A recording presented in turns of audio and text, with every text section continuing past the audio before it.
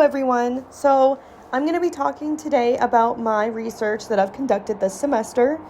This presentation is based on my research examining how disability inclusion in higher education is shaped by federal legal frameworks, institutional practices, and instructional design. I draw on key legal sources such as the Americans with Disabilities Act of 1990 and Section 504 of the Rehabilitation Act of 1973, along with higher education scholarship by Joseph W. Mattis, Cheryl Burgstaller, Thomas Heer, and others. While these laws have significantly expanded formal access for students with disabilities, my research critically evaluates whether they lead to meaningful inclusion in practice. The central focus is the distinction between access as legal compliance and access as substantive equity, and how institutions often meet legal requirements without fully addressing structural, cultural, and instructional barriers. In framing the issue, higher education is widely recognized as a pathway to social mobility, economic advancement, and civic participation. However, research by Mattis and Lombardi and colleagues show that students with disabilities continue to experience persistent structural barriers within the system. These barriers include inconsistent implementation of accommodations, limited faculty training and inclusive teaching practices, inaccessible learning environments, and institutional systems that prioritize procedural compliance over meaningful inclusion. As a result, there is a persistent gap between legal rights established under federal law and the actual lived experiences of students with disabilities. This gap forms the foundation of my research. The purpose of my research was to examine how disability law translates into institutional practice in higher education.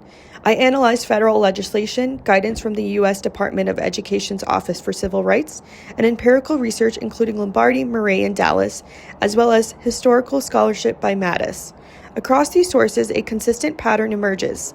Institutions tend to operate within a compliance-driven framework. My central argument is that while disability law has expanded formal access, institutions often prioritize meeting minimum legal standards rather than building fully inclusive educational environments. This results in accessibility that is reactive, uneven, and heavily dependent on an individual student advocacy. This research begins with the recognition that legal frameworks such as the Americans with Disabilities Act and Section 504 of the Rehabilitation Act have played a critical role in expanding access to higher education for students with disabilities. These laws establish disability as a civil rights issue and create enforceable protections that institutions are required to follow. However, what my research shows is that while access has expanded, the way institutions respond to these legal requirements is often rooted in compliance-based models. This means that accessibility is frequently treated as a procedural obligation, something to be managed through documentation, accommodations, and administrative processes, rather than as an integral part of how education is designed and delivered. As a result, true inclusion is often not fully realized. Instead, students continue to encounter barriers that require individual navigation and advocacy. This leads to my central argument: meaningful inclusion in higher education requires systematic redesign. Rather than relying on reactive accommodations, institutions must proactively design courses, systems, and environments that anticipate and support diverse learners from the outset. To help ground my argument, I want to start with a simple and visible example: physical infrastructure. When we think about accessibility, one of the most recognizable features is the presence of ramps alongside stairs. Ramps are not just an added convenience, they are essential for ensuring that individuals with mobility disabilities can physically access buildings and campus spaces. This example illustrates a key idea in my research. Access must be built into the design of environments, not added later as an afterthought. A building that only has stairs may technically exist for everyone, but it does not provide meaningful access to all individuals. By contrast, when ramps, elevators, and accessible entrances are incorporated into the original design, access becomes seamless and inclusive. Importantly, these features benefit more than just one group. Ramps, for example, are also useful for individuals with temporary injuries, people using strollers, or those transporting heavy materials. This reflects a broader principle that designing for accessibility often improves usability for everyone. I use this example to highlight a larger point. Just as physical spaces must be intentionally designed to be accessible, the same principle should apply to academic systems, course design, and digital environments. Accessibility is most effective when it is integrated from the beginning rather than retrofitted in response to barriers. In looking at disability law and the overview, disability law is grounded in a civil rights framework that reframes disability as an issue of systematic and environmental barriers rather than individual limitation. This perspective is strongly supported by Thomas Heer's work on ableism, which emphasizes that exclusion is often built into institutional structures rather than caused by individual deficits. While laws such as Section 504 and the ADA establish important protections, they do not guarantee consistent implementation. Instead, interpretation is shaped by institutional policy, administrative priorities, and campus culture, meaning that access can vary significantly across institutions even under the same legal framework. Section 504 of the Rehabilitation Act is one of the foundational legal frameworks in my research. It established that individuals with disabilities cannot be excluded from participation in federally funded programs solely on the basis of disability. Historical research by Matus shows that expansion of disability services in higher education significantly increased after Section 504 was enacted. However, early implementation was uneven and many institutions resisted compliance due to concerns about cost, resources, and feasibility. This early inconsistency helps explain why disparities in access still persist today. On the other hand, the Americans with Disabilities Act of 1990 expanded disability protections by applying civil rights standards more broadly across public life, including higher education. Unlike Section 504, it applies to both public and private institutions. However, as reflected in federal guidance from the Office for Civil Rights, key concepts such as reasonable accommodation and undue burden remain intentionally flexible. This flexibility allows institutions discretion in implementation, but it also leads to variation in how accessibility is interpreted and applied across campuses. Under federal law, institutions are required to provide reasonable accommodations and ensure equal access to academic programs and services. This includes access to instruction, assessments, course materials, and institutional resources. These obligations are clearly defined in both the ADA and Section 504, as well as reinforced through guidance from the U.S. Department of Education and institutional policies, such as those at Colorado State University. However, my research shows that while these requirements are legally clear, implementation varies significantly depending on institutional resources, faculty engagement, and administrative practices. An important part of my research focuses on the limitations of disability law. Institutions are not required to fundamentally alter essential academic standards or program requirements, as established in Southeastern Community College versus Davis. They are also not required to provide accommodations that create undue financial or administrative burden. Scholars such as Burgstahler emphasize that while these limitations are necessary, they also create ambiguity in defining what counts as a reasonable accommodation. Because these terms are not strictly defined in statute, institutions must interpret them on a case-by-case basis, which leads to variation and inconsistency in implementation. And now looking at the interactive process. The interactive process is intended to be a collaborative, individualized approach to determining accommodations. Research by Scott, McGuire, and Shaw emphasizes that this process should be flexible, responsive, and student-centered. However, my research shows that in practice it often becomes procedural and bureaucratic. Students must provide documentation, initiate requests, and navigate administrative systems, often under time constraints. This effectively shifts the burden of accessibility onto students, making access dependent on their ability to advocate for themselves within institutional structures rather than being embedded into institutional design. Common accommodations include extended testing time, captioning services, assistive technologies, note-taking support, and alternative formats for instructional materials. These are widely recognized under federal guidance and disability services practices. However, research by Burgstahler and Scott and colleagues show that this reflects a reactive model of accessibility. Instead of designing learning environments to be accessible from the start, institutions often respond after barriers are identified. This limits the overall effectiveness of accommodations and reinforces a system where accessibility is individualized rather than structural. A major finding in my research is the gap between legal compliance and lived student experience. Studies by Lombardi, Murray, and Dallas show that students with disabilities continue to experience barriers even in institutions that are technically compliant with federal law. This highlights the difference between procedural compliance and substantive equality. Compliance ensures that legal requirements are met, but it does not necessarily ensure that students experience equitable access in practice. Institutional systems themselves often create barriers through documentation requirements, approval delays, and fragmented communication between departments. While these systems are intended to ensure proper implementation of accommodations, research from the Office for Civil Rights and MADIS show that they can unintentionally slow or complicate access. This reflects a broader issue in which accessibility is managed administratively rather than designed structurally into institutional systems. Faculty play a central role in implementing accommodations, yet research by Lombardi and colleagues show that many instructors receive limited training in disability law and inclusive pedagogy. As a result, faculty attitudes and awareness significantly influence how consistently accommodations are implemented. Without adequate training and institutional support, accessibility remains uneven across courses and departments, even within the same institution. Students with disabilities often carry the burden of navigating accessibility systems themselves. MADIS highlights that this includes documentation, disclosure, and self-advocacy within institutional processes. At the same time, stigma can discourage students from requesting accommodations at all. This means that access is shaped not only by policy, but also by social and cultural pressures, which can further limit equity in practice. In talking about digital barriers, digital accessibility has become increasingly important as higher education expands online. The CAST Universal Design for Learning framework emphasizes proactive, flexible design as a foundation for accessibility. However, my research shows that many digital platforms and course materials still fail to meet accessibility standards. The COVID-19 pandemic made this especially visible, as rapid shifts to online learning exposed major gaps in captioning, screen reader compatibility, and accessible course design.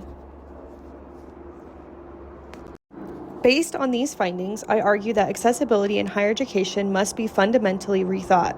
At present, most institutions rely on a reactive model of access, meaning that barriers are only addressed after students encounter them and formally request accommodations. While this approach satisfies legal requirements under frameworks such as the ADA and Section 504, it does not necessarily mean inequitable learning environments. A more effective model would shift toward proactive design. This means intentionally building accessibility into the structure of courses, institutional systems, and learning environments from the beginning rather than treating it as an after-the-fact adjustment. In this approach, accessibility becomes a foundational design principle rather than a response to individual student needs.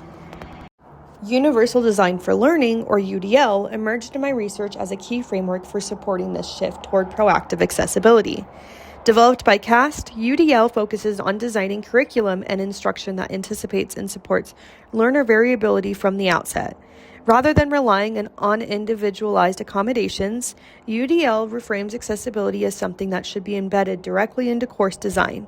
This shifts responsibility away from disability services offices and places it within instructional planning, with the goal of creating learning environments that are flexible, inclusive, and accessible to all students from the beginning. The first principle of UDL is multiple means of engagement, which focuses on how students are motivated and engaged in learning. This principle recognizes that students differ in what sustains their attention, interest, and persistence. In practice, this can include offering choice in assignments, incorporating collaborative learning opportunities, and designing activities that provide different levels of challenge. By addressing motivation at the design stage, this principle helps reduce barriers related to disengagement or lack of access to participation. The second principle is multiple means of representation, which focuses on how information is presented to learners.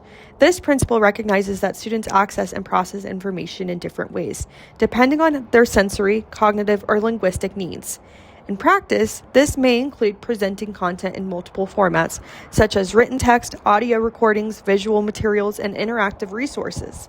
It may also involve providing captions, transcripts, and accessible document formats.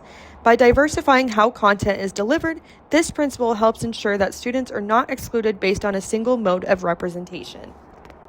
The third principle is multiple means of expression, which focuses on how students demonstrate their learning. Traditional assessment methods often rely heavily on written exams or essays, which may not reflect the full range of student abilities. This principle encourages flexibility in assessment by allowing students to demonstrate understanding in multiple ways, such as presentations, projects, multimedia work, or applied demonstrations. By offering varied ways of expression, this principle reduces structural barriers and allows for more accurate representations of student learning. Together, these three principles, engagement, representation, and expression, shift accessibility from a reactive accommodation model to a proactive design framework. So why does UDL matter? My research shows that UDL has significant potential to improve accessibility in higher education by reducing reliance on individualized accommodations. Instead of requiring students to identify barriers and request adjustments, UDL integrates flexibility directly into the learning environment. Importantly, UDL benefits not only students with disabilities but all learners. By increasing flexibility, clarity, and engagement, it supports a wider range of learning styles and needs. This aligns with broader goals of inclusive and student-centered education that aim to improve outcomes for the entire student population.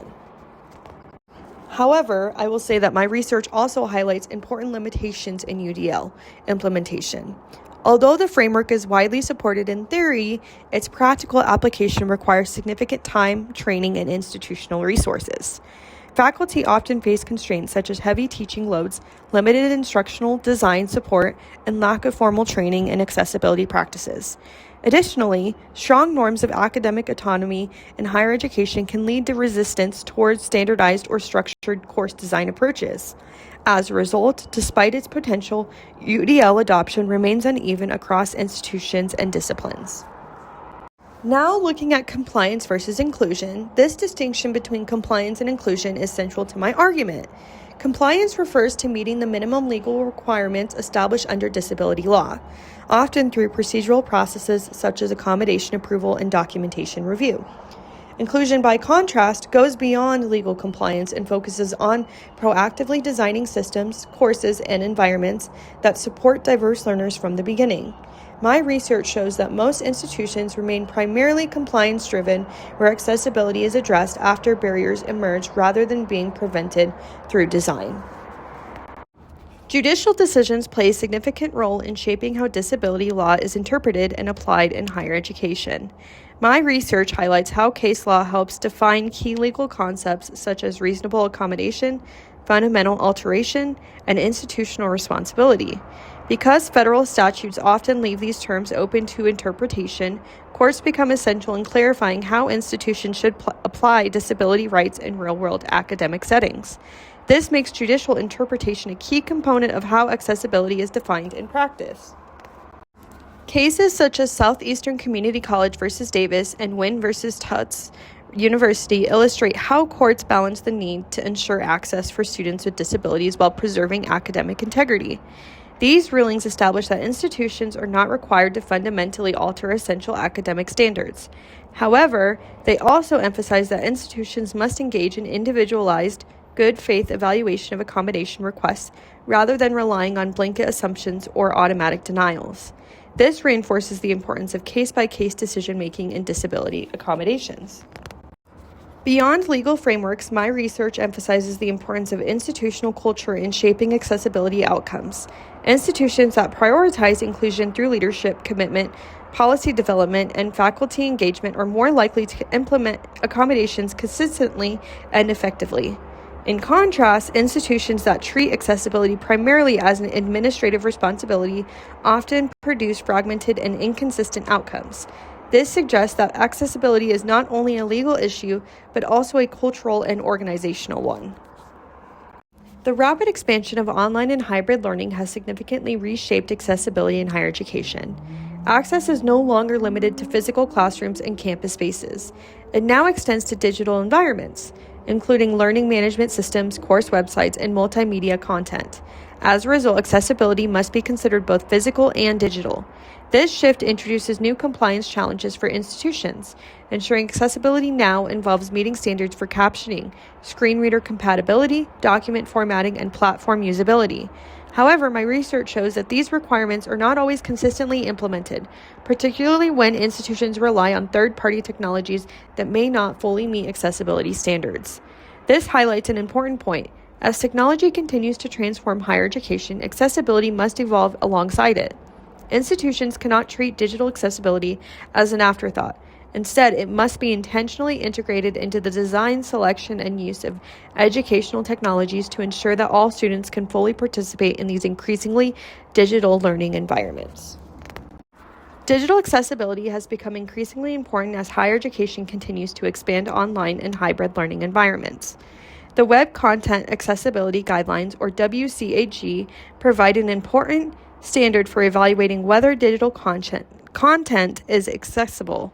However, my research shows that implementation remains inconsistent, particularly when institutions rely on third-party learning platforms or instructional technologies. These tools are not always fully accessible, and institutions may have limited control over their design, which creates additional barriers to consistent compliance. The central issue identified in my research is the persistent gap between legal rights and lived student experiences. While students with disabilities are legally entitled to equal access under federal law, they continue to encounter barriers in instruction, technology, and institutional systems. This gap reflects not a lack of legal protection, but rather inconsistencies in implementation, institutional interpretation, and resource allocation. It highlights the limitations of compliance-based approaches to achieving true educational equity. Enforcement of disability law in higher education occurs primarily through administrative complaints filed with the U.S. Department of Education's Office for Civil Rights and through private litigation in federal court. However, I feel that my research shows that these mechanisms are largely reactive. They typically address barriers only after they have already affected students rather than preventing them in advance. As a result, enforcement depends heavily on students recognizing violations and initiating formal action. These enforcement systems place a significant burden on students who must navigate complex procedures while also managing academic responsibilities.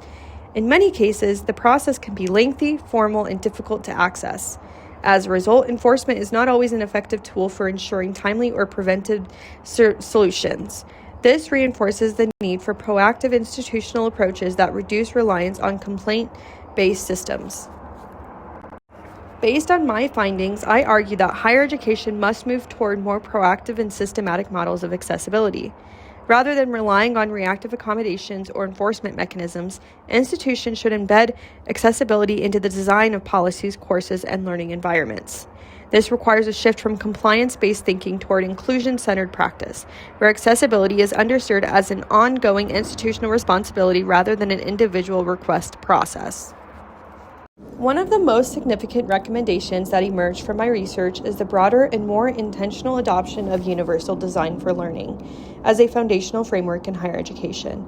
Rather than treating accessibility as an individualized service provided through disability offices, UDL shifts accessibility into the design of curriculum itself.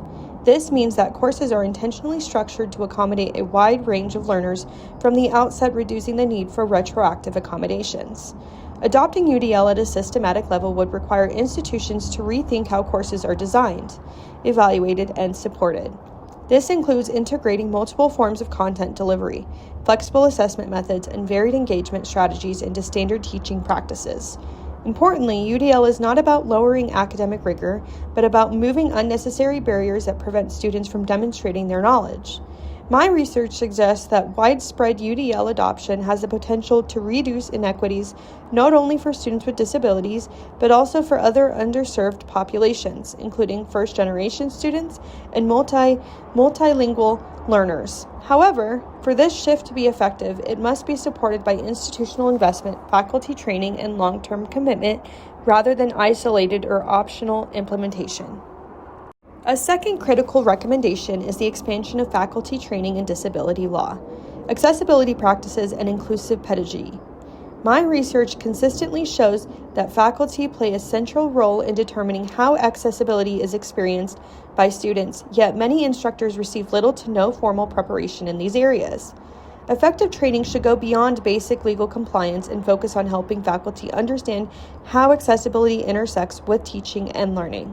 This includes developing skills in inclusive course design, understanding how to implement accommodations appropriately, and recognizing how instructional choices can either create or reduce barriers. Additionally, training should be ongoing rather than one time, and it should be supported by institutional incentives such as professional development funding, teaching recognition programs, or integration into faculty evaluation systems. Without this level of support, accessibility may continue to be viewed as optional or secondary to other academic priorities. Ultimately, improving faculty preparedness is essential for moving from inconsistent individual level implementation toward more reliable and equitable accessibility across courses and departments. A third major recommendation focuses on strengthening digital accessibility practices across higher education. As institutions increasingly rely on online and hybrid learning environments, accessibility must extend beyond physical spaces to include digital content platforms and tools. My research highlights the importance of consistently applying established accessibility standards, such as the Web Content Accessibility Guidelines, to all digital materials. This includes ensuring that videos are captioned, documents are screen reader compatible, and course platforms are navigable for students with a range of disabilities. However, improving digital accessibility also requires addressing structural challenges, particularly the widespread reliance on third-party technologies. Institutions must take a more active role in evaluating the accessibility of the tools they adopt and holding vendors accountable for meeting accessibility standards. This recommendation also includes investing in accessibility support services such as instructional design teams and accessibility specialists who can assist faculty in creating accessible digital content. Without these supports, responsibility often falls solely on individual instructors, leading to inconsistent implementation.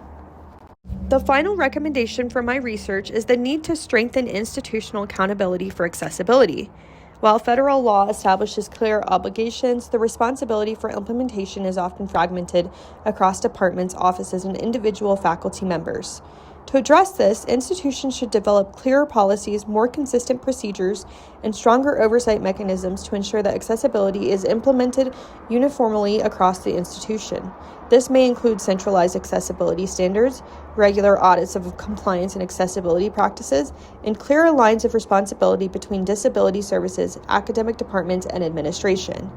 Leadership should also play a critical role. When accessibility is framed as a core institutional value rather than a compliance requirement, it is more likely to be integrated into decision-making processes, resource allocation, and long-term planning. My research suggests that without stronger accountability structures, accessibility efforts will remain uneven and dependent on individual initiative rather than an institutional commitment. In summary of my presentation, my research demonstrates that while disability law has significantly expanded formal access to higher education, it has not fully achieved substantive equity. Landmark legislation such as the ADA and Section 504 established critical protections and created a legal framework for access, but the effectiveness of these two laws depends heavily on how they are implemented at the institutional level. A central takeaway is the distinction between procedural compliance and meaningful inclusion. Many institutions meet legal requirements by providing accommodations and following established procedures, yet students with disabilities continue to encounter barriers that limit their full participation. This highlights the limitations of a compliance-based model that prioritizes minimum standards over systematic change. Another key takeaway is that accessibility is not solely a legal issue, but also a pedagogical, technological, and cultural one. Factors such as faculty training, institutional priorities, digital infrastructure, and organizational culture all play a significant role in shaping student experiences. This means that improving accessibility requires a holistic approach that extends beyond policy into everyday practice. Finally, my research emphasizes the need for a shift toward proactive, inclusion-centered models of accessibility. Frameworks such as universal design for learning, combined with stronger institutional accountability and investment in faculty and technology, offer a pathway toward more equitable educational environments. Ultimately, achieving true inclusion in higher education requires more beyond access as compliance and toward access as equity, where all students are able to fully participate, engage, and succeed without unnecessary barriers. To close, I want to connect this idea of accessibility as a design principle to one of my favorite depictions of inequity, the Everyone Climb the Tree cartoon. In this image, a group of different animals, a monkey, an elephant, a fish, and others, are all given the same task: climb a tree. While the instruction is equal, it is not equitable because each animal has different abilities. The fish in particular is set up to fail, not because it lacks intelligence or effort, but because the environment and expectation were not designed with its needs in mind. This example reflects a key idea for my research. Equality does not guarantee access when higher education relies on one-size-fits-all models of teaching and assessment. It can unintentionally create barriers for students whose needs fall outside that design. What many appear fair can actually reinforce inequity. For visual or graphic learners, this depiction makes the concept more tangible. It shifts the focus away from the student and toward the design of the system itself.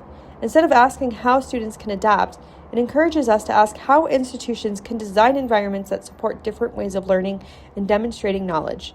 Ultimately, accessibility as a design principle means recognizing that learner variability is expected and that equitable education requires designing for that diversity from the start.